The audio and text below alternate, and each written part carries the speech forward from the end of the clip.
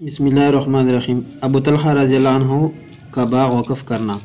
हज़रत अनस रज़ियल्लाहु अन्हु फरमाते हैं कि अबू तलहा अंसारी मदीना मुनव्वरा में सबसे ज़्यादा और सबसे बड़े बाग वाले थे। उनका एक बाग था जिसका नाम बेरहा था। वो उनको बहुत ही ज़्यादा महबूब था।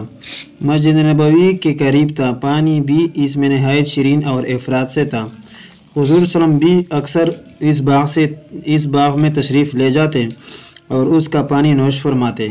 जब कुरान शरीफ की आयत लन तनालुल बिर्रा हत्ता तुनफिकू मिम्मा तुहिब्बून तर्जुमा, तुम नेकी के कामिल दर्जे को नहीं पहुँच सकते जब तक ऐसी चीज़ से खर्च न करोगे जो तुमको पसंद है, नाज़िल हुई।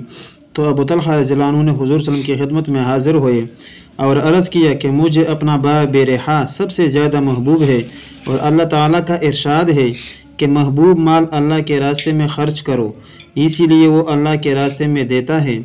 आप जैसा मुनासिब समझे इसके मुवाफ़िक इसको खर्च फरमा दें।